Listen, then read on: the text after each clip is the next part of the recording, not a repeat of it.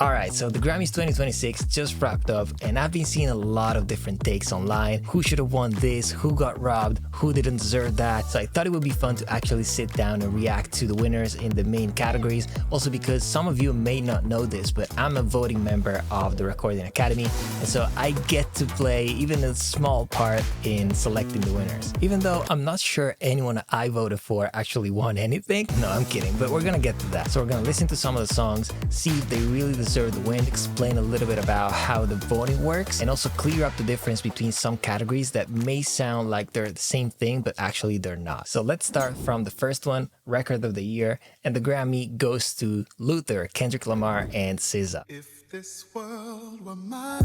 Hey, Roman numeral 7, babe, drop it like it's hot. If this world was mine, I take your dreams and make them multiply. If this world was mine, I take your enemies in front of God. Introduce them to that light, hit them strictly with that fire. Fire, fire, fire, fire, fire, fire, fire, fire. Hey, Roman numeral 7, babe, drop it like it's hot. If this world was mine, I take your dreams and make them multiply. Oh my god, these strings, every time I hear them, I'm like, oh wow. Introduce them to that beautiful, light, beautiful.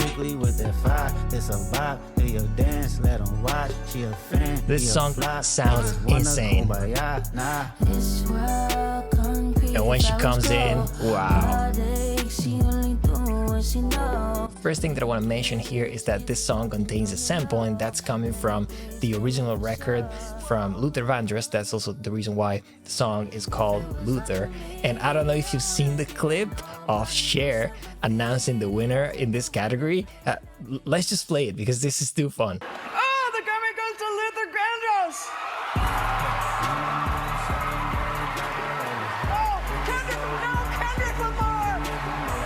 So whether she did this on purpose or not, I don't know, but this was absolutely amazing. And the way they've used the sample in this song is very cool to me because they were able to really keep the magic of that sample, but at the same time to make the song sound like an actual, you know, hip-hop record. Actually also putting a lot of R&B influences in there with SZA, unlike Anxiety, where she just took the whole instrumental and wrote new lyrics on top of it.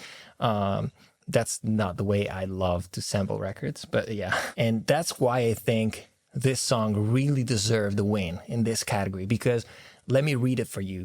Record of the Year is an award that goes to the artists and to the producers, recording engineers, mixers, and mastering engineers.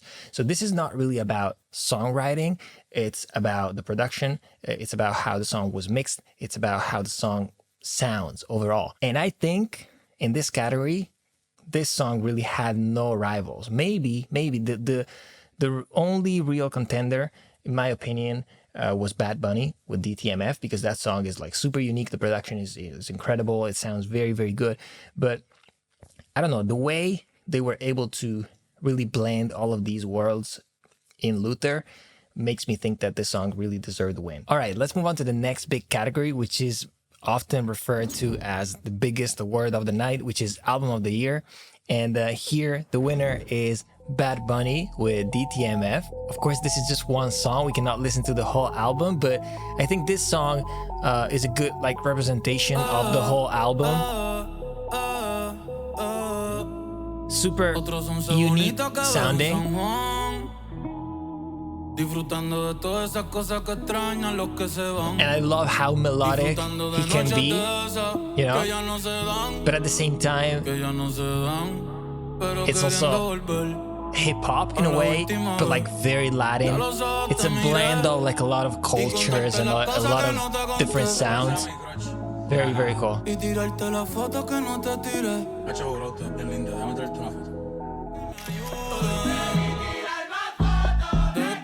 You know, super unique.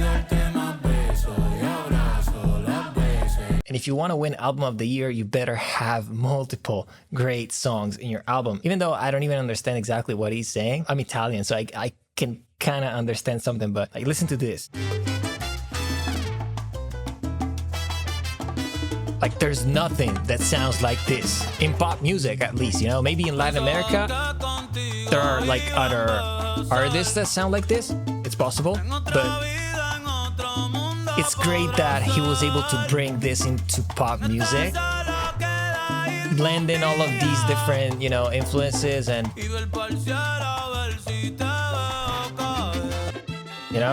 any song that you pick in this album is very good at this and being like super unique, but very aligned with Bad Bunny's sound. And what's funny about this song is that there's also a huge electronic house song that sampled the same record. I think this is a sample because, it's the same vocal.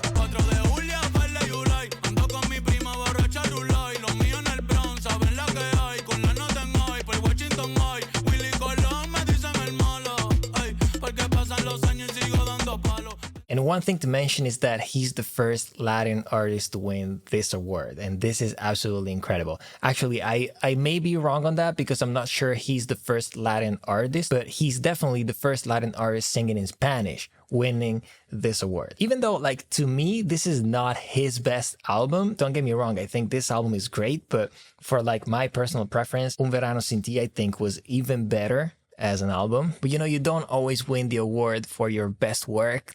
For example, just think of DiCaprio. When he was nominated for the Oscar for The Wolf of Wall Street, he should have won that, but then eventually was able to win it with The Revenant, which to me, it's not as good. But again, it's kind of the same thing here. Still a great movie, still a great album, even though it's not my favorite of him. There are so many Bad Bunny songs that I love. I discovered them back in 2018 with this song. Woo! I heard this and I was like, there's something different about this guy. But again, there are so many great songs from Bad Bunny, like La Canción, for example. I also bought this. I had to have this album because, that song is so special to me. It's one of my favorite songs ever, maybe. And now moving on to the next huge category, Song of the Year. And here, the Grammy goes to Billie Eilish with Wildflower.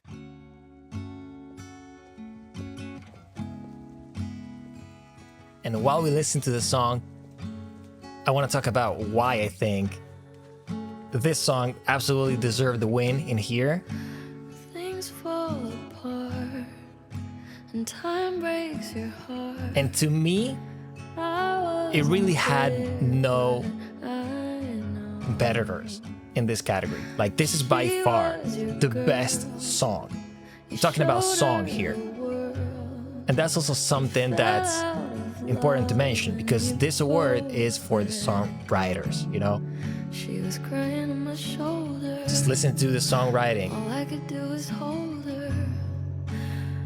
Beautiful. When you look at the other nominees here, to me, this is a step above. Abracadabra, I don't love the song. Well written, but doesn't really compare to Wildflower to me. Anxiety, she just wrote new lyrics and some sort of melody on top of it. I don't think this song even deserves to be in the list. Apata, I don't know, whatever you want to call it. Definitely a good song, very playful song. I love the concept of the lyrics of that song. I think that's the smartest thing about the song. But that alone, I don't think it deserved to win, Song of the Year. DTMF, again, very well written, even though again, I didn't go too deep into the lyrics. Man-Child, good song, but to me, not the best one in the album. I don't even know if other songs by Sabrina were eligible because there's a specific window for songs to be eligible, from a date to a date. But to me, Tears, for example, from that album is a way better song. Golden is definitely a well-written song for what it's meant to be. It's absolutely perfect for K-pop. But again, to me, Wildflower is just the better song in here. And there is one thing that's worth mentioning here, because 4 out of the 8 songs nominated contain samples. APT actually contains a sample. Anxiety, we all know it. Luther, we talked about it before.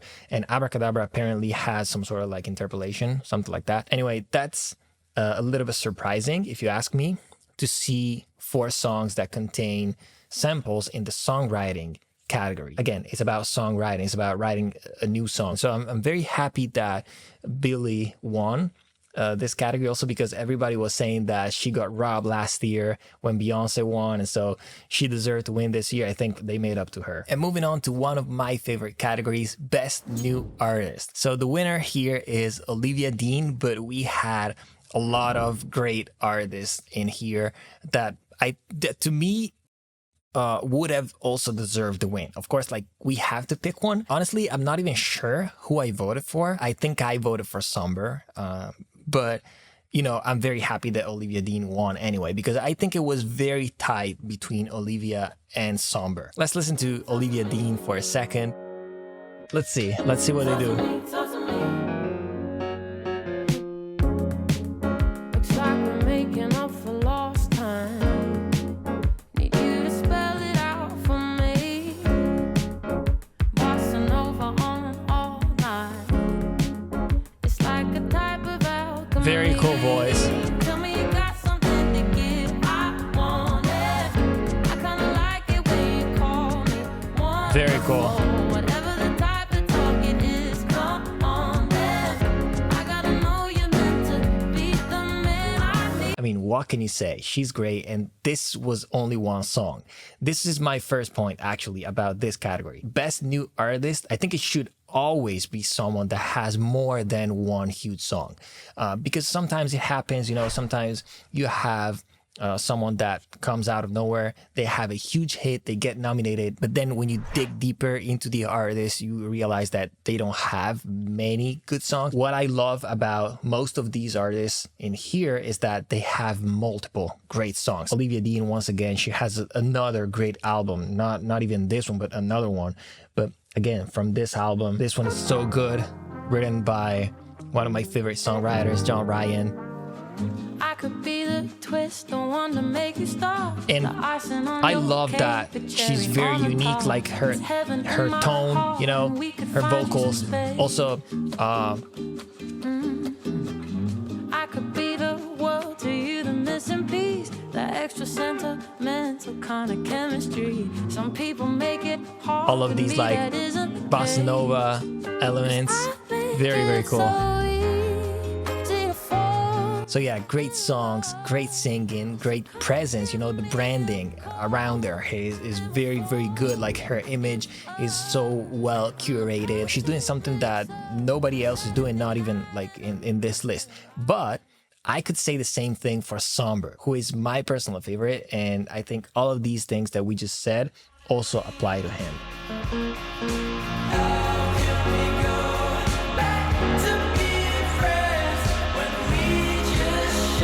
Very good songwriting, not only in this song, but for example, also this one, which is another one that I absolutely love. And, you know, one very cool thing that I want to say about him is that this song is so different from the other one. This is like almost like a disco song, like up tempo, but he can fit so well in this world as well, you know, and I love to see that. Like, I love to see a piece of work, like an album from an artist, like especially a new artist, where I can, you know, like follow his journey from a song like Back to Friends to one like this. Very cool. His image, his brand, again, is so well curated. And to be honest, like, if I was a pop artist right now in 2026, I would probably want to be Somber. So cool. One thing I want to say about this category is that even though it's called Best New Artist, most of them have been around for way longer than you even imagine. For example, Olivia Dean said it, like, it's been 10 years. She's pretty young, like she's 26, so I don't know, maybe she started at 16. I don't really know, but I mean, I believe her, because when you get to the point when you're nominated for Best New Artist, it doesn't really mean that you're new. It just means that the general public now knows about you and about your songs. But, you know, these are all people that have been grinding for a lot of time. Whether like someone like Addison Rae maybe started from like content creation, TikTok, whatever that was, or like Olivia Dean that maybe started like busking. I don't really know her story, so I'm kind of making this up, but you get what I mean. Also Lola Young, Alex Warren, you know, like they're great artists. Leon Thomas. I really struggled here to pick. And again, I think I picked Somber. I don't remember. And the next category that I want to talk about is Producer of the Year. It's probably the category that I care about the most because being a producer myself, this is the category that I would want to win, you know, more than anything. Maybe to some people, winning like Album of the Year, Song of the Year, Record of the Year, those are like the biggest awards. But for a producer, you know, that's something that goes to you, like it's in your name. And this year's winner is Circuit. He's such an incredible producer. He produced some of the biggest songs that we all know from the last 20 years. Just look at the volume of songs that he's produced this year. It's incredible. Lady Gaga, Rosé, Bruno Mars, The Weeknd, Ed Sheeran. This is Circuit. Not alone, but this is Circuit. I think in this category, Dijon, I don't really know how it's pronounced, but he was also like a good contender, but his work was mostly coming from Justin Bieber. So I think maybe the fact that Circuit displayed some kind of like versatility because he worked with so many different artists and all of these songs kind of sound different from each other. Maybe that played a role. And then in the list you have Soundwave, which has produced GNX by Kendrick Lamar, Dan Auerbach, and Blake Mills. But you know, the thing about this award is that most of the times it goes to pop producers. And you can definitely see that Circuit is the one that worked on mostly pop records, unlike, you know, Dan Auerbach and Blake Mills. So yeah, that's why I think this category was kind of obvious this year. And moving on to the next one, which is Songwriter of the Year, another very important category introduced just a few years ago. It's been, I think, 3 years. I might be wrong, but I think 3 or 4 years. And for the second year in a row, it's Amy Allen winning this category. I mean, what can you say? It's like super deserved. She wrote APT, Manchild, Tears, Just Keep Watching for Tate McRae, you know, Jenny featuring Dua Lipa, like so many things. She's an amazing songwriter. Somehow she's always in the biggest songs. And for this category, I want to play Tears, which is definitely my favorite song in this list of songs written by Amy Allen this year. And one thing that I want to say about this category is that, like I said, for Producer of the Year, most of the times it's about pop music. Unfortunately, maybe, I don't know. You can definitely see that all the nominated work in different genres, you know, because you have Amy Allen, mostly pop songs, Edgar Barrera, mostly Latin, Jessie Joe Dillon, mostly country music. You can see it from, you know, the artists like Kelsey Ballerini, Tobias Jesse Jr., an amazing songwriter, which, if I'm not wrong, already won this award 3 years ago, 2 years ago, something like that. Like Amy Allen, he mostly works in pop music. I think he probably was the biggest contender to Amy. Again, not because the others are not as good, but just because for some reason these awards mostly gravitate towards pop music. And that's also why I'm so happy that Bad Bunny was able to win Album of the Year, even, you know, making something that's, yeah, definitely pop, but like it's a blend of so many different genres. It's Latin, it's in Spanish, so that's amazing. And then we move on to Best Pop Solo Performance, and the Grammy here goes to Messi, Lola Young. I really love her tone. She's super unique. Have you seen the performance at the Grammys?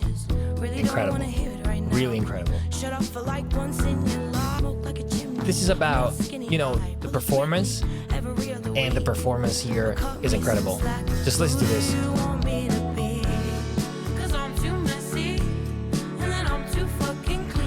Love this. The way she says things. It's really cool to me.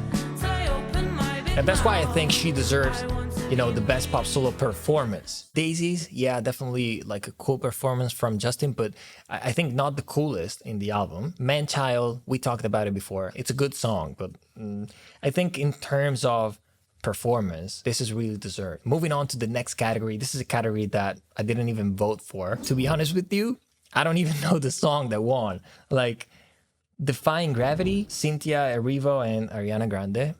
I really don't know the song, but let's go listen to it together because I have no idea what that is. Oh, it's from the soundtrack of The Wicked. I hope you're happy. Okay. I hope you're happy. I don't know the song. Kiss me good and I mean, I just listened to this once, and maybe I have to listen to it again, but listening to this once, I think Golden should have won here. Because Golden, even though it's not my favorite song, like it's not a song that I would listen to, just randomly during my day. But for K-pop and like for what that was like a better performance. You know, the difficult thing about voting as a voting member, I'm telling you, is really understanding what the category is about. It's not only about voting for like your favorite song, because most of these songs are nominated in multiple categories. And so if you only voted for like your favorite song, you would always vote for the same one. So it's really about understanding what the category is about. And here it's about performance. And so again, 30 for 30, good song. Apata, good song. Gabriella, but like performance, I think Golden is the best performance in here. Moving on to the next one, which is Best Pop Vocal Album. The Grammy here goes to Lady Gaga. To be really honest with you, I don't love this album. I would have loved here to see someone else winning. And I voted in this category. I didn't vote for Gaga. Even though, I mean, don't get me wrong, I love Lady Gaga. I just think this is not her best work, like this album. This is just, my opinion. And it's okay. I mean, not everybody can always make their best work, their best album every single time. But in here, I think we had something better than this album. We also had Swag, Justin Bieber, Man's Best Friend, Sabrina Carpenter, Something Beautiful, Miley Cyrus, and I've Tried Everything But Therapy, Part 2, Teddy Swims. I would have loved to see Teddy Swims win this category. He's been making incredible songs for years now, and I think he would have deserved this. The album is very, very good. There are a lot of good songs. And again, here it's about looking at the big picture, looking at the album, not only about, oh, Gaga is like the biggest artist in here, maybe, and so let's give it to her, That's just my opinion. Of course, like many other voting members of the Academy probably voted for this album and wouldn't agree with me. And then we're going to move on to the last two categories that I want to cover today that I really care about, because these are dance and electronic categories. So the first one is Best Dance Electronic Recording. Every year, to be honest with you, I'm a little bit confused by the electronic categories, and I'm trying to make the difference here, even though my vote only counts once, because so many times I see winners here that are not really electronic artists or that don't really have electronic songs. This year's winner is Tame Impala with End of Summer. Let's go listen to the song.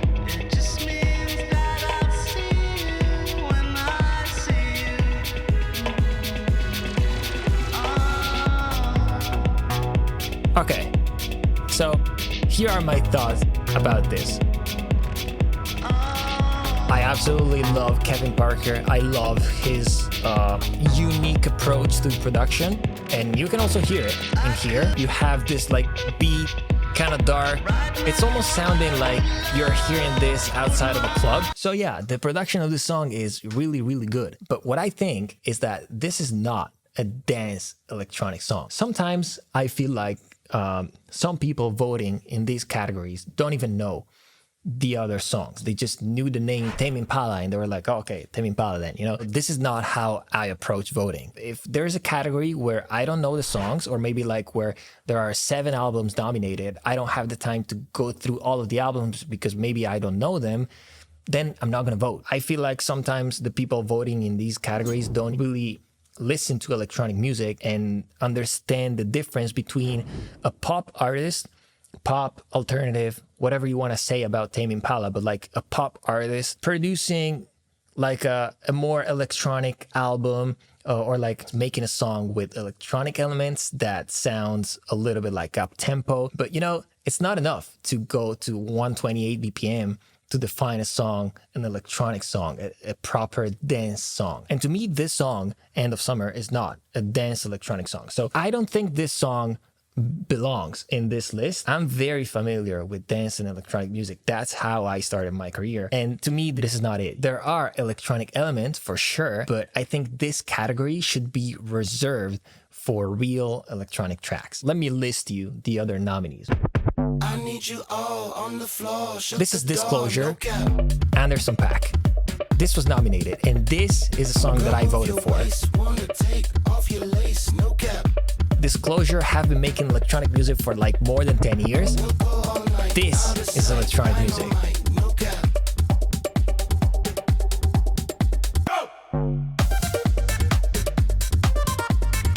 Okay, now we're talking. Victory lap, Fred again.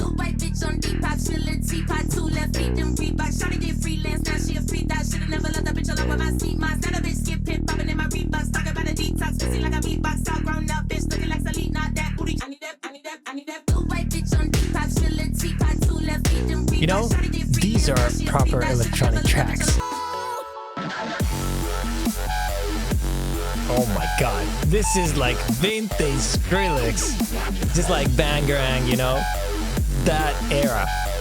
This is electronic music, you know, whether you like it or not, but these are the songs that have been nominated and that should have won, you know, any of these. And the same thing unfortunately happens almost every time in dance pop recording. So of course, like, dance pop is a little bit wider as a category. It's a little bit maybe more difficult to define what dance pop is. The winner is again Lady Gaga, Abracadabra. And again, I feel like there are some songs that deserve the win more for the same reason that I talked about before. I can see why Abracadabra got nominated for dance pop recording. Yeah, you can definitely say that's a dance pop recording, but to me, it was not the best dance pop recording. It's about finding that sweet spot, you know, between dance, but also making it pop, maybe with the melody. Here, my winner would be Pink Pantheress, Illegal, hands down. Some of the other songs nominated, I don't even know why they're in there, because like Tate McRae, don't get me wrong, I love Tate McRae,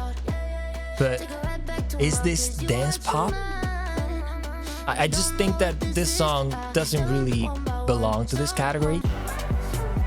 You know, sometimes it feels like just because the BPM is fast and you have like a little hi-hat going, it's like dance music.